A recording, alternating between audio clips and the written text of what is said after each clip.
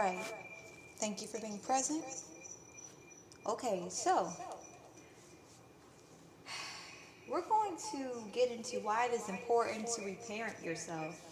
And I'm going to be honest with you guys. I do not tolerate codependency in any form or fashion.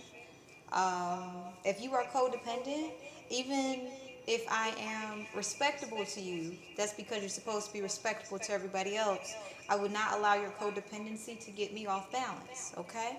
And I'm going to get into why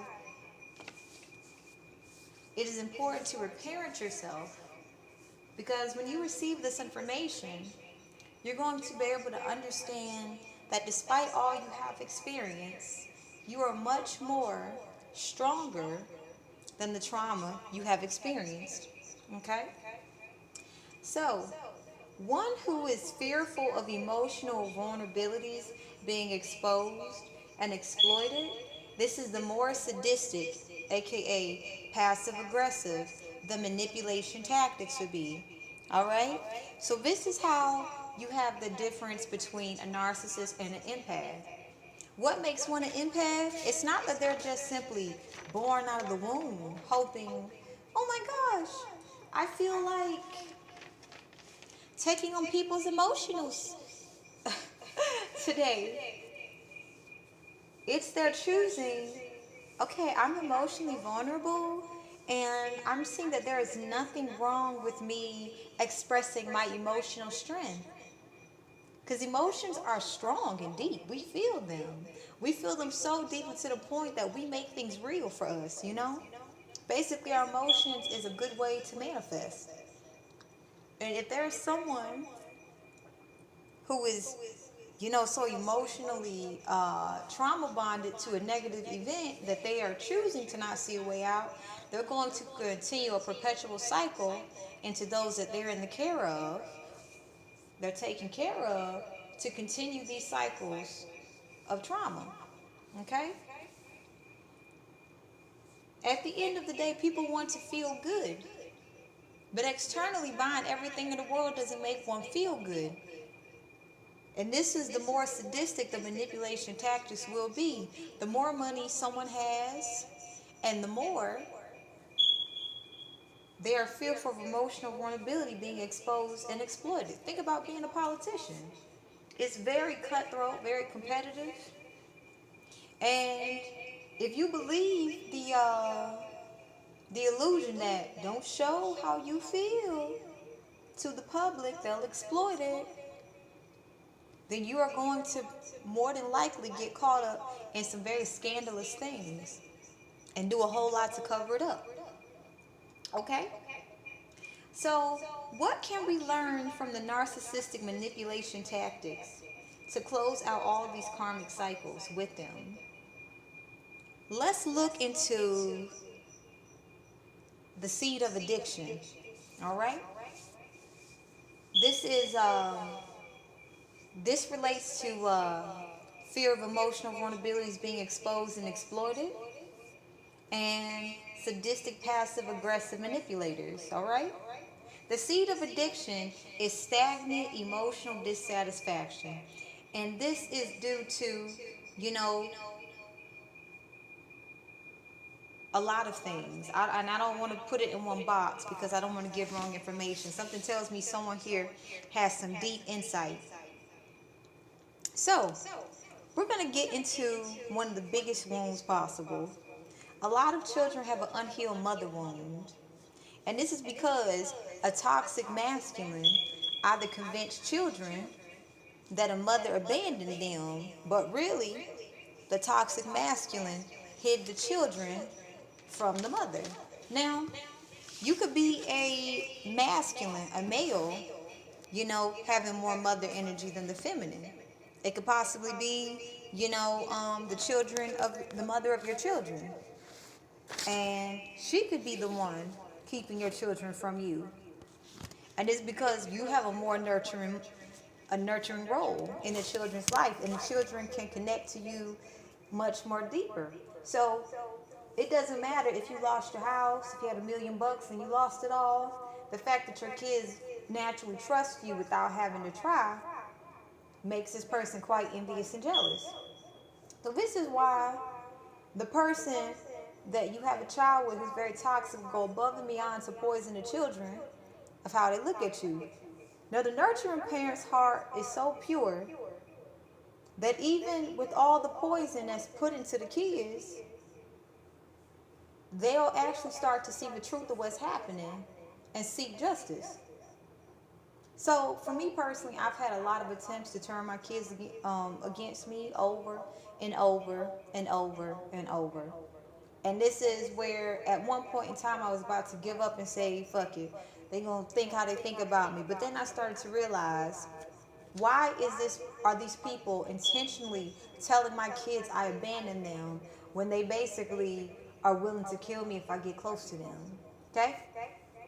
So, unhealed mother wounds drive egotistical desires. Now, as I'm talking about unhealed mother wounds, if you're masculine and you're like, I'm in this very nurturing energy, then we're not saying mother as in, okay, it's only for women and it's only for men.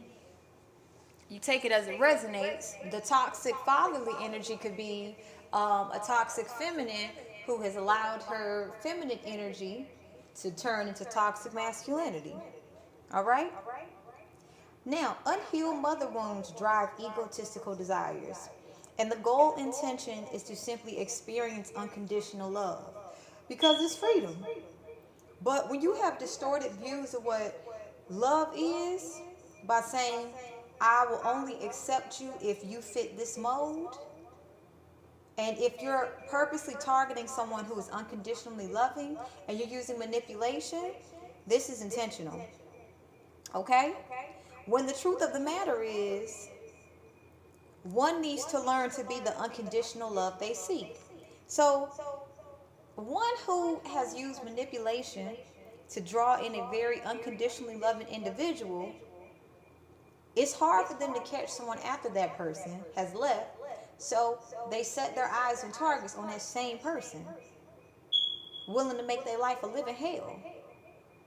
Only because they want to experience unconditional love instead of becoming the love they seek. This is codependency. It continues if one refuses to reparent themselves.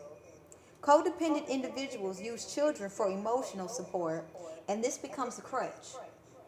So basically, generation after generation is passing on codependency because children are starting to think, or they were starting to think, well, I got to take care of my family. Whatever my family needs is what I need.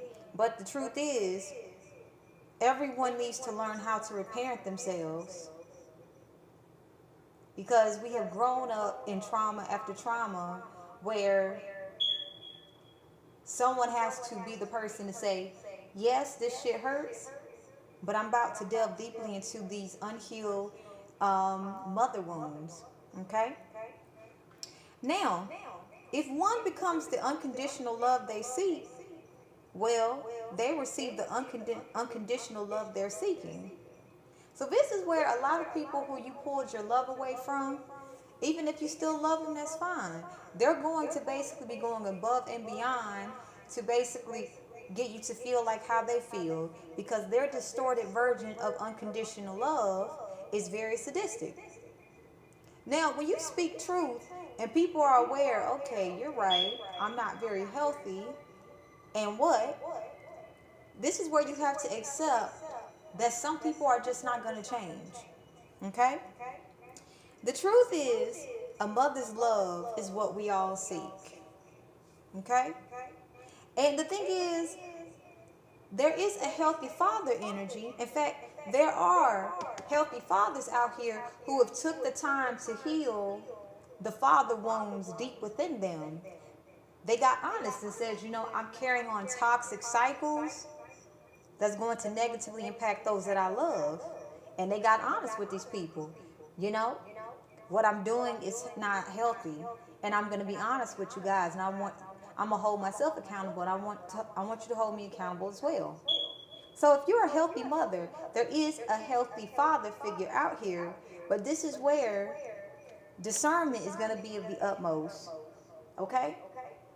If a healthy masculine And there are healthy masculines out here who have taken the time to heal their mother wounds and their father wounds. It's going to be of the utmost importance for you to do the same to attract it. Okay? So, toxic feminine energy shows up as manipulation. Toxic masculine energy shows up as sabotage. Now, it doesn't matter what your sex is. Anyone who is in these energies, it's all because they want to simply experience unconditional love, and they have no intention of being the unconditional love they seek. When you can simply accept this, you'll start to realize, okay, it's okay for me to have love such and such and to still love them because I see their full potential, but I see we're not willing to actually put the work in to reach their full potential. All right? If a mother's love is not pure, we'll seek it externally. If we do not heal, we'll hurt others. The goal here is to learn to reparent yourself, to release the unhealed mother wound. It's the connection we all have, no matter our differences. We're still family. Now, this is the part that is going to be of the utmost importance. If family is toxic, break away from the toxic family and create your own. And as you're going to notice, while you're trying to while you're actively creating your own healthy family, toxic family dynamics are going to try to disturb that in every way possible. Thank God we have karma, because it will basically be an ongoing spiritual warfare where it feels like you and your loved ones are constantly at battle. And during these times where karma is working, you have to really 12-12 confirmation. You have to practice patience and really get to know yourself deeply. And when you are called to take a certain form of action, you want to make sure your masculine and feminine energy is balanced. Okay? So, when I say toxic male energy, this could be any sex. 1, 2, 3, 4. Don't take it as you're a man hater, and if that's what you decide to do, that's what you decide to do. But this can be a female in toxic masculine energy. They purposely hide children from the pure, unconditional love because the feminine wants healthy love, that her heart's desire to be free. So let's say you're a healthy masculine male and you realize you've been manipulated by a toxic feminine energy, right? And you're just like, I'm ready to break free. I'm done living like this. Well, the toxic feminine energy is going to manipulate your circle, anyone who has any connection to you, and say a whole bunch of things about you so that they could get so angry that they'll physically attack you and harm you. Okay? The toxic masculine energy side of the things is where this is gang stalking. Okay? So basically, to conclude this healing journey is going to be fun.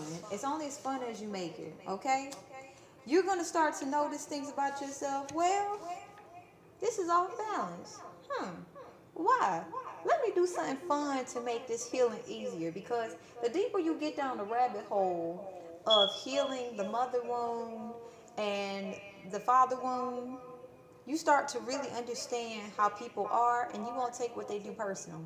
For example, I don't really have much information about the father wound because my father didn't really hurt me, okay? My mother kept me from him. That's how loving he was. But if you do have experience with the father wound, please share it. In fact, share it in a very public way, because honestly, if you have experience on how to heal a toxic father wound, I would love to understand it. You know, my father wasn't really present in my life, but he did the best he could with what he had, you know, by protecting himself from my toxic mom. So with that in mind, enjoy your healing journey.